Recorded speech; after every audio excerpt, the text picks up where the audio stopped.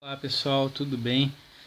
O tema da nossa aula, sucinta aula, né, vai ser plano inclinado, certo? E aqui nós temos a nossa arte, um bonequinho num plano inclinado, tentando subir, né, através de uma corda. Em muitas situações da vida você se acha que nem esse bonequinho, né? O próprio vestibular você, esse bonequinho aqui, né, tentando criar músculos para subir essa cordinha, né, que essa tua aprovação está aqui em cima. Muito bem, mas não é esse tipo de plano inclinado filosófico que nós vamos tratar aqui. Vamos tratar do plano inclinado na física. Tá? Se vocês gostaram do desenho, deixa um pouquinho mais. Muito bem. Nós vamos tratar do plano inclinado na física. Esse plano inclinado na física está na nossa apostila do CEDERJ, na página 54. É esse planinho aqui. Quando as coisas estão num plano inclinado, elas têm um tratamento de forças diferente. As forças elas precisam ser redirecionadas de modo a tratar esse problema da melhor maneira, tá certo? Então é isso que a gente vai ver, mas a gente não vai ver esse caso aqui em específico. Nós vamos ver um exercício e durante o exercício nós vamos aprender a refazer isso aqui, para não ficar muito chato, isso aqui já está feito. Esse exercício é o exercício número 4. Esse exercício número 4 está na página 56. E ele diz o seguinte, tá lá, deixa a câmera focar. Um pequeno carrinho de brinquedo de peso 2 newtons, então ele dá o peso, encontra-se sobre um plano inclinado, sem atrito. Então tudo aquilo que a gente viu de atrito, por enquanto a gente deixa de lado. Conforme indica a figura, responde o que se segue. E ele dá alguns dados, ele é bonzinho. No meio desse exercício a gente ia ter que saber aquela tabela, seno, cosseno de 20, de 30, 45, 60. E aqui ele já dá esses dados para vocês. E ele pergunta se o carro vai ficar em equilíbrio. Ele fala para calcular a força paralela ao plano que deve ser aplicada ao carrinho para que ele permaneça em equilíbrio e calcular a força normal.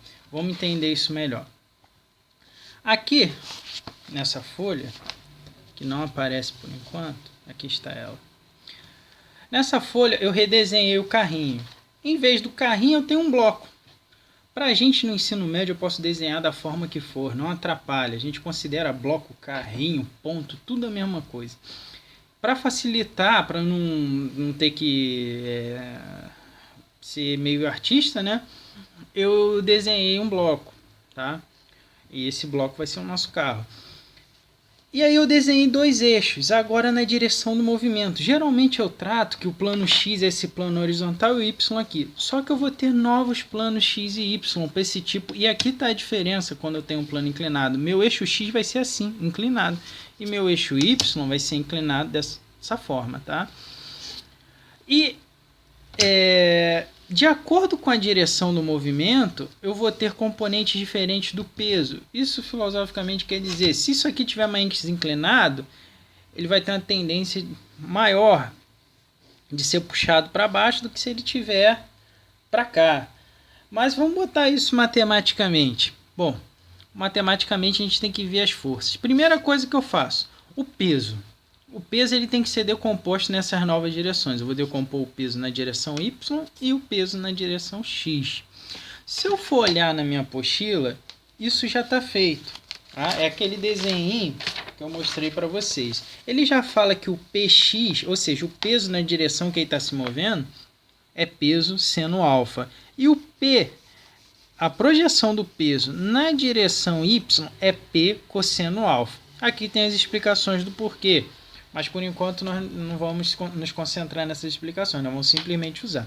Então aqui está esse Px, que é a projeção do peso nessa direção que ele está descendo, ele vale P seno de alfa. E o peso na direção Y, ele vale peso cosseno de alfa. Aí que eu botei um lembretezinho, né?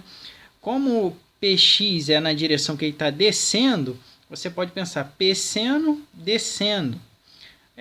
Porque lembra mais do que cosseno, aí para você gravar, ó. O peso na direção de descendo é P seno, que lembra descendo. Tá bem.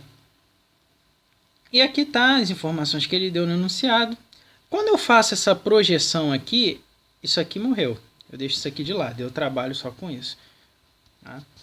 E agora, na letra na letra A ele pede se está em equilíbrio. Eu respondi aqui que não. Tá? Vamos ver a situação de equilíbrio. Eu sei que eu tenho o peso, que eu projetei aqui PY. Esse PY, ele tem que equilibrar com uma força para não ter movimento aqui. Ele só cair, é o que está acontecendo, ele está caindo aqui. Não tem movimento aqui, então tem uma força que equilibra. Essa força que está em verde, ela é a força normal, tá certo? Vou escrever aqui, normal. E vocês reparem que a normal, ela está equilibrando nesse caso com PY e não com peso nesse exercício. A maioria dos exercícios anteriores ela equilibrava com peso. Nesse caso é com a projeção do peso. Então normal tem que ser igual a PY para não ter movimentação. Já tem uma outra força PX que não equilibra com ninguém. Força isso daqui a descer. Por isso que eu vou dizer que não está em equilíbrio. E no segundo, na letra B, como a gente lembra, ele está pedindo o cálculo da força F paralela ao plano que deve ser aplicado ao carrinho para que permaneça em repouso. Eu tenho que aplicar uma força para cá, nessa direção, só que em sentido oposto para equilibrar com esse PX. Opa, deixa eu colocar aqui, estava fora do desenho. Eu tenho que aplicar uma força nessa direção, mas em sentido oposto a PX. Ou seja, eu tenho que aplicar uma força F para cá, para que isso aqui, além de ficar com equilíbrio em Y, fique com equilíbrio aqui em X. Essa força F, ele não pede a natureza da força F. Poderia ser atrito, poderia ser alguém segurando aqui, poderia ser qualquer força que tivesse essa serventia.